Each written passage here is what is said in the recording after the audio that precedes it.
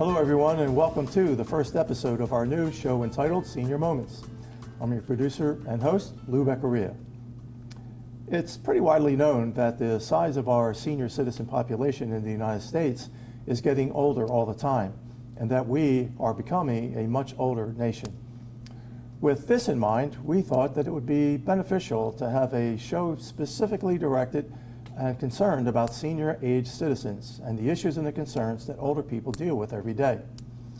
You may be a senior citizen yourself, or a friend or a family member of a beloved older person. If so, this show is just for you. It's our goal for all of the shows that we produce to be educational, to be informative, and to be a bit entertaining as well. So we hope that you'll seek us out at Senior Moments. And when you do, hit that subscribe button and you'll be alerted to upcoming Senior Moments shows as each one becomes available. Our inaugural show today is on the topic of the social and recreational needs of senior citizens. We'll be covering why this is important, not only for socializing reasons, but also for physical and psychological ones as well. Here to talk with us about this important topic is Jill Whitcomb, the Executive Director of Surrey Services for Seniors, a Chester County community agency whose mission is to see to it that these social needs for seniors are satisfied. Jill, welcome to the show, and thanks for taking time out to be with us. We really appreciate thank you it. so much, Lou. I know we've known each other for a long time, and it's an honor to be your first guest. So thank you very much. Well, thank you. Okay, so it's a very important topic, and so what's the perception of retirement nowadays? Is that perception changed from what it was 10, 20, 30 years ago? Oh, absolutely, absolutely. The perception of retirement has evolved significantly over the years, mostly over the recent years, really especially concerning what you were talking about earlier, about maintaining your physical health, mental health, emotional and social health. And, it's no longer seen as an end anymore. It's really seen as the next chapter, as an opportunity to pursue new skills and hobbies and ideas, to really stay healthy and connected and fulfilled in your life. After retirement, which is wonderful. I talk about this a lot in different presentations, but I always like to talk about kind of the change from withdrawal to engagement. And I use these quotes, one from Ernest Hemingway that says, "Retirement is the ugliest word in the English language." And then I like to quote Sandra Day O'Connor, who actually was an amazing person after retirement, but she said, "I need to retire from retirement." But the one quote I always drift towards is one by Mr. Rogers. And Mr. Rogers said, "Often when you are at the end of something, you're at the beginning of something else." Oh, and that's so really prophetic. that's how I like to look at retirement. So traditionally, again, it was really looked as a period of rest and withdrawal from the workplace. But today, there's a much broader understanding about staying socially active and engaged. And that's really what my organization, Surrey Services, is all about, to help people remain active, engaged as they age and be independent for as long as they possibly can. And they're really, retirees are now encouraged to pursue hobbies and lifelong learning and things like that. And that's because we're all living longer, as you referenced earlier. Today, the length of time that people are living in retirement has increased dramatically. I think globally, the life expectation after age 65, which is when people tend to retire, is about 18 to 20 years. Here in the US, it's about 20 years. And increasing this longevity means retirees can spend 2 or more decades in retirement, so why not make the most of it? Yeah.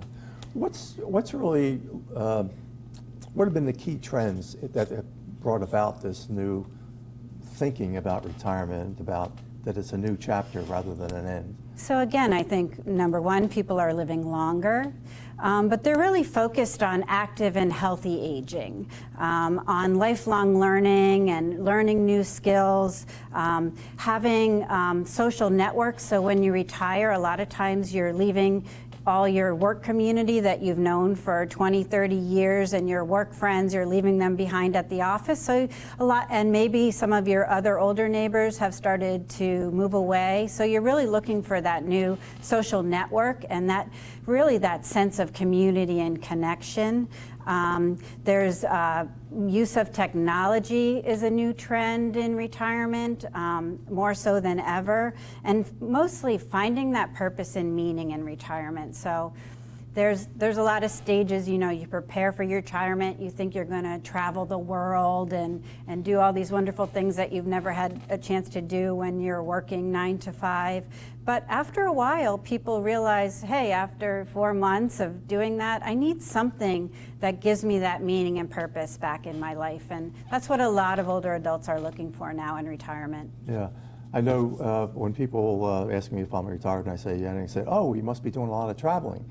And then I say, well, not so much. I'm kind of involved with lots of other things, So what are some of those other things that people can fill their time with for the social reasons and recreational reasons? So I think that there's so much research done on really contributing, how you contribute to the overall well-being of yourself when you're in retirement, and as again, including mental and cognitive health. And I think people, again, are really looking for engaging in social and recreational activities that help them promote that physical, social, mental well-being. And actually in 2016, this is like one of the biggest studies. The World Health Organization put together a strategy and action plan on aging and health. And they talked a lot about retirement, and this framework really focuses on promoting healthy aging worldwide. So, and the benefits of doing that. So, physical health. So you can come to the YMCA, you can go to a senior center that has health and fitness and wellness programs, physical activity, and that is really going to connect you also to good mental health. If you're physically active, your mental health improves. If you encourage that social interaction, it reduces loneliness and fosters a great support network, which we all need at any age.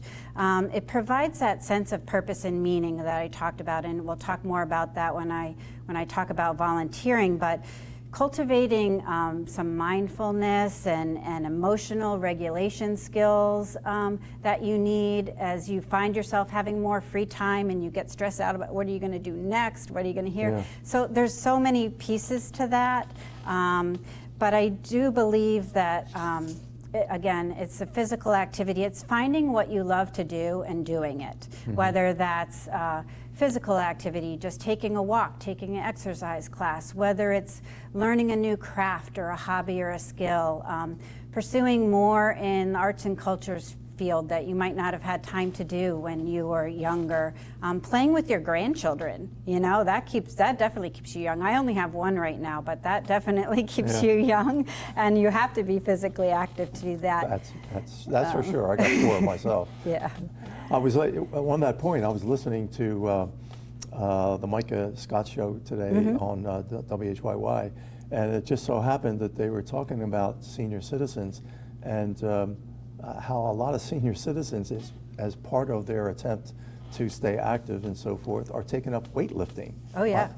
And that's become quite a deal with people who've never necessarily did weightlifting before, but they're finding that that's very inspiring for them. Well, and strength training is so important for all of us as we age in terms of, our bone density and our balance, especially our balance. We do a lot of different programs in all sorts of areas at Surrey, but our fitness classes are the most popular ones, strength and stretch, and it doesn't have to be heavy weights. It could be 5 or 6 pounds, but that makes a dramatic difference in your balance, in your dexterity, in your mobility for a long time if you continue with that. Jill, do you have a particular story, an example that you could give about how Yeah. the social and recreational work has really helped somebody?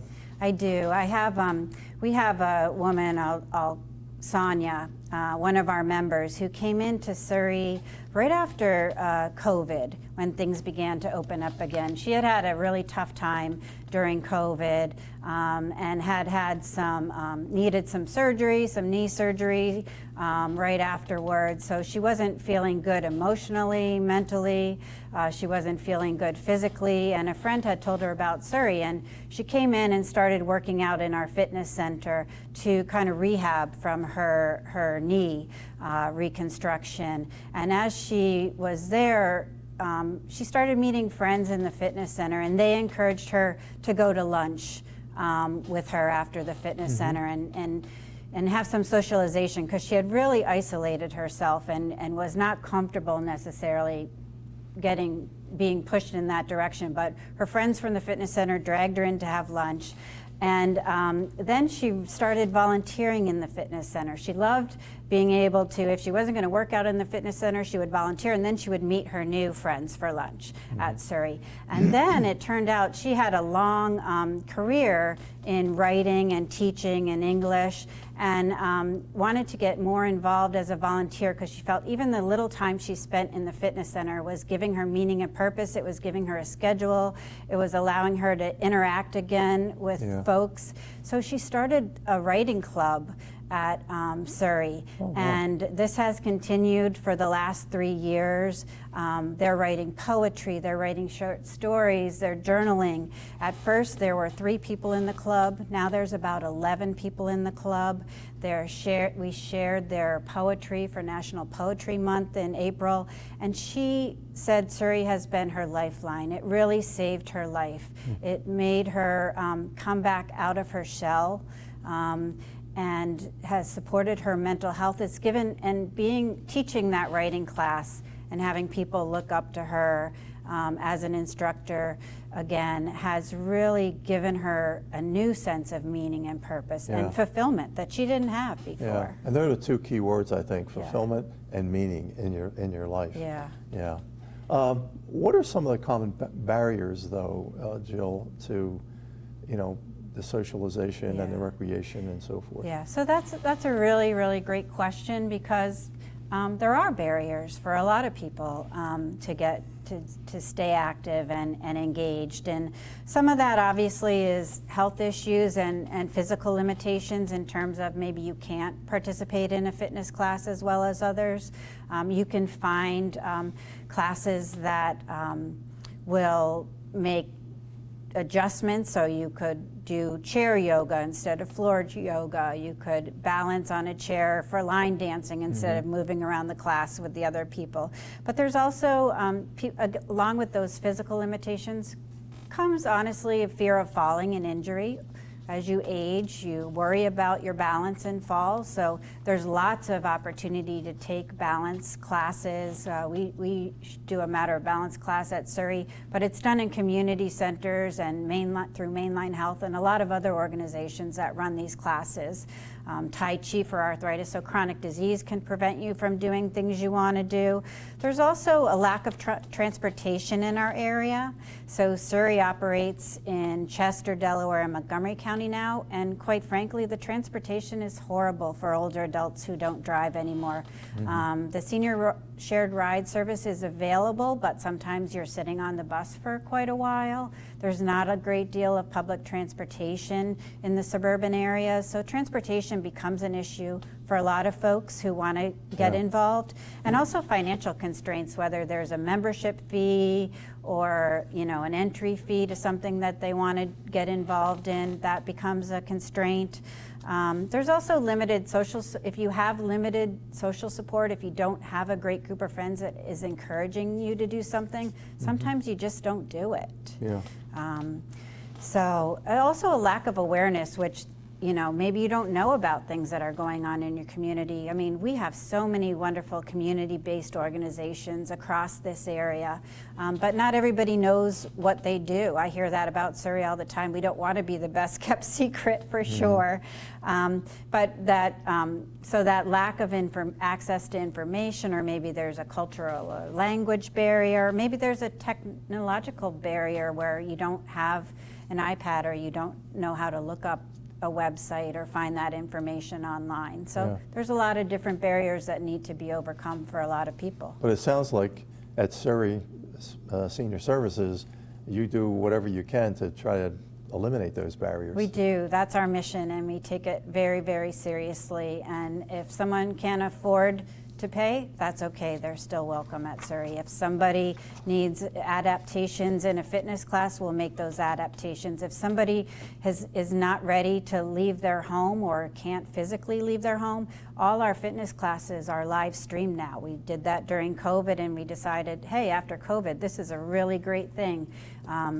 So we continue to live stream all our fitness classes so people can exercise at home. And maybe someday you just don't feel like getting up and putting on your yoga clothes, so you can grab a cup of coffee and sit on your living room chair and do chair yoga at home, streaming it. So that's great. That's good creativity. Can you share something about the data that's collected on all of this to make it an issue now? Yeah. So I don't like to, I've tried to stop referring to COVID all the time, but that really was an eye-opener for so much of this, the importance of social isolation and how detrimental that can be to your health. But even before COVID, there's been so many studies through the National Institute on Aging, which is part of NIH, the National Institute of Health, the World Health Organization, which I referenced. AARP does amazing research on retirement, finding that meaning and purpose, on how to stay engaged, how to get engaged. The American Society on Aging, a conference I just attended last week actually, is a great reference for a lot of studies on aging and retirement. So there's a lot of private foundations like the John A. Hartford Foundation that's doing great work looking at this. So there is a lot out there. And again, the spotlight that was shown on social isolation during COVID remains still large. Well, the whole concept of social isolation is a lead-in, I guess, to what was going to be my next question, and that is about volunteering. Because one way of dealing with the isolation, I guess, is to get out there and to volunteer. So can you tell us a little bit about that? Right. So I think, if you said one thing, how do you help yourself socially, physically, mentally, and try to reduce that social, there's one word, and that word is volunteering. It's one of the most powerful things you can do for yourself. It truly is, and studies have shown this, and they say it all the time. Volunteering is really a long-term investment in your health and wellness as you age, at any age, not just for us. It doesn't cost anything. Older. And it doesn't cost anything, and it makes you feel good. So what advice would you give to retirees, Jill, who feel hesitant or unsure about engaging in activities of some sort? If someone was naturally a reticent person, introvert type person, but they kind of feel like they should do this, but they don't. So they can't take the first step. Yeah, I would say to try to start small. Baby steps are really good, but like you said, if you can't take that first step, find the person that's going to help you take that first step. Find a neighbor, find a friend. Go to an organization, go to a school, go to a Y, go to a senior center, go somewhere go to a food bank, Go to church. There's tons of volunteer opportunities at faith-based organizations. Yeah. Go with a friend and see what others are doing, and then maybe take that first small step to doing something. You know, you have to identify what your interests and passions are. Maybe it is something that revolves around food. Maybe it's something that revolves around children and holding babies in the NICU. Maybe you want to have a role that's more physically active. You can volunteer with Habitat for Humanity. I mean, Surrey, the strength behind my organization has always been, and has been for the last 4 decades, we were built on a philosophy of neighbor helping neighbor, has been volunteerism. We couldn't do a thing that we do at Surrey without our volunteers, over 500 strong right now. Wow. They help in every aspect of every program or service that we run. And we literally could not do it without them. But when people come to Surrey and ask about volunteer opportunities, maybe the first thing they do is not for them. So we say, try this. If you don't like this, you can move over here, or you can do this. There's whether you want to be physically active, whether you want to teach a watercolor class, whether you want to, you know, continue what you did in work and do data entry or admin work, or help us fundraise, or work on a fundraiser, an event, plan a party with a group of like-minded people. There is a volunteer opportunity out there in our community, especially this community, for anybody, for anything that they might have an interest or passion in. Yeah, and I guess one of in kind of a wrap up with this, about one of the real takeaways of this is social activities have other benefits. It's the psychological benefits, the physical benefits, as well as the social benefits of getting involved and into volunteering, for example. So it's almost like a no lose situation. Right. It's a win-win situation. It absolutely is, and I think you know, you have to put yourself out there. That could be the biggest hurdle for some people. But I can give you example after example after example of folks that have made that hurdle, and it has changed their life dramatically. Yeah. It must be very rewarding for you to be able to lead all of that activity. I am so honored and humbled, and I know that might sound cliche, but it's so true, to lead this organization. I mean, Surrey has been a trusted nonprofit for over 4 decades in this community, and we're growing. Just in the past 4 years, we've grown exponentially in terms of, you know, our services and, you know, building a new center in Broomall and now expanding to Bryn Mawr. And, you know, you can find that community and connection across Surrey in our centers, in your own home, with the support services like transportation and home care and home repairs and support, that home delivered meals, all those things that we provide as people age and need that more support. And you can find it everywhere in between with the strategic partnerships that we have across the community. You can really find something about Surrey everywhere, and that just makes me so proud. And I have to say, I have the best staff ever. And I'm not tooting anyone's horn, but I have an amazing board as well. I'm very, very fortunate as a nonprofit leader. That's great. Well, let's end with the fact that you've got an address, you've got a phone number, and you've got a website. So yes. Maybe you could tell the folks about that. Yes, absolutely. So you can find Surrey Services at surreyservices.org. We have a fabulous website that talks about everything that we do, all our comprehensive services. You can reach us at 610-647-6404. That's our headquarters and Devon Center. And our Devon Center is located at 60 Surrey Way in Devon in Chester County. We also have a center now in Bryn Mawr on the Bryn Mawr Presbyterian Church campus. And we have a fabulous center in Broomall, and we're about to relocate our center in Media. So we're very excited about the future at Surrey. That's great. Well, thank you very much, Jill, you. for being on the show, for kicking off the Senior Moments show for us. And you covered a lot of great material, so thanks very much. Well, thank you. Okay. Well, folks, that's Senior Moments for now. We hope that you've enjoyed the show and have found it informative and helpful. If you have, we're happy that we've done the job that we set out to do. And so remember, folks, as a sign-off, I just want to say, play nice and be kind to each other, especially to senior citizens. See you next time.